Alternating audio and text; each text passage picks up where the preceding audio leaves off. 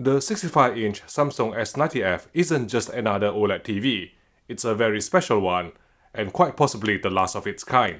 Let me explain why. It uses a previous generation QD-OLED panel similar to that found on last year's flagship S95D, as evidenced by a blue hump on the spectral power distribution chart. HDR peak brightness measured above 1400 nits on a 10% window at D65 white point, and 250 nits full fill, making the S90F the brightest mid-range OLED TV we've tested to date.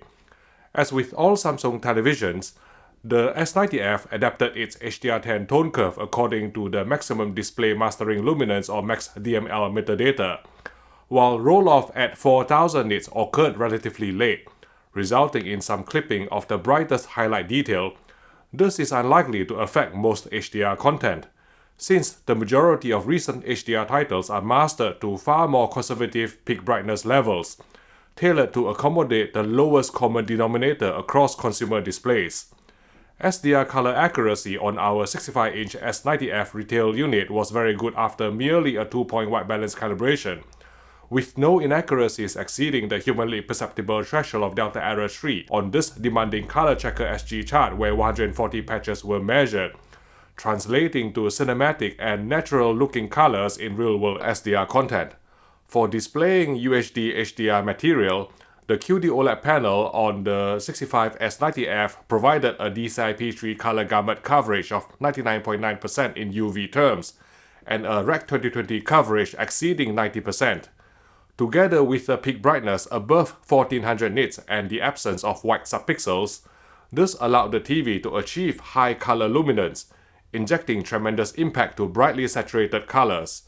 However, even on the latest firmware version of 1131 at the time of publication in October 2025, baseline color luminance with color space left at the factory default of auto remained too low for certain hues, causing the red bar sign in this scene from Blade Runner 2049, and even skin tones in some movies containing BT 2020 colors to appear too dark. One workaround we found was to switch color space to custom, then change color gamut to DCI-P3, which should deliver more accurate HDR color hues, though this would entail other compromises, so we sincerely hope that Samsung can fix this through a future firmware update. Even with the picture clarity setting disabled, the Samsung S90F correctly performed 5:5 pull-down to present slow panning shots in 24 frames per second movies accurately without telescenic judder.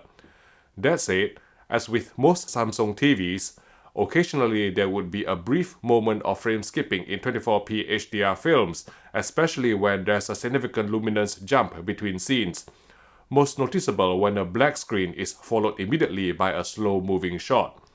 Otherwise, the S90F handled 50Hz content well even with motion interpolation enabled. We did not spot any issues across a wide variety of 50Hz broadcast programs we watched throughout our review period. Upscaling quality on the S90F was some of the most impressive we've seen all year, thanks to Samsung's decision to implement a more advanced NQ4 AI Gen 3 processor, retrieving sharp detail with minimal distracting fuzziness from sub-4K content. Although one minor complaint we had was that, like on all Samsung televisions, overscan still couldn't be disabled for standard definition video material. Since last year, Samsung QD-OLEDs have delivered class-leading native 10-bit gradation, and the S90F continued this praiseworthy tradition, exhibiting no more posterization in the skies of The Martian and in the title sequence of The Kingsman beyond what's already baked in the content. For low bitrate material though, unlike rival models from other TV brands, the Samsung S90F doesn't offer a dedicated smooth gradation decontouring filter to attenuate in-content posterization, so you would have to engage the noise reduction feature where even the lowest standard setting would scrub away a noticeable amount of fine detail, which will undoubtedly cause most purists to keep it disabled. While not well publicized, one of the key advantages of QD-OLED is the lack of chrominance overshoot artifacts compared to WOLED, even in heavily compressed video material. We observed the S90F gradually dimming down during prolonged dark HDR scenes with little to no change in average picture level or APL, where the overall image would become increasingly dim until a brighter element appeared, at which point normal brightness was restored. This behavior stems from a panel-level protection mechanism designed to minimize the risk of OLED burn-in, which can be disabled via the service menu but at the risk of voiding your warranty. Ideally, we would like to see Samsung implement an AI-driven solution to address this issue intelligently without requiring manual intervention from the user. QD-OLED displays boast the most pristine bright uniformity on the market currently, and our 65-inch Samsung S90F review sample was no exception, manifesting no banding, dirty screen effect or color tinting on full-field gray slides. Unfortunately, things took a turn for the worse as far as dark uniformity was concerned, with visible vertical banding not only on gray slides just above black, but also in challenging low-light sequences such as this one from the 4K Blu-ray of June. With game mode engaged, input lag measured 9.3 milliseconds at 60 frames per second, dropping to under 5 milliseconds at 120 FPS, which is as responsive as you can get on a consumer TV for playing fast action games. One unique selling point of Samsung OLEDs is the provision of a Game Motion Plus setting which lets users deploy frame interpolation in game mode to achieve a smoother gaming experience when playing, for example, 30 FPS games. Even with Game Motion Plus set to level 2, which applied the strongest interpolation, input lag did not go beyond 22 milliseconds, which is still a more than acceptable figure. 4 HDMI 2.1 ports are provided, each offering the full 48 gigabits per second of HDMI 2.1 bandwidth, as well as 24 gigabits per second of DSC or display stream compression to support up to 4K 144Hz in HDR VRR. For HDIG, we had to manually install the latest firmware version of 1131 downloadable from Samsung's website over USB to restore the Game HDR feature, which was bizarrely removed by the previous firmware.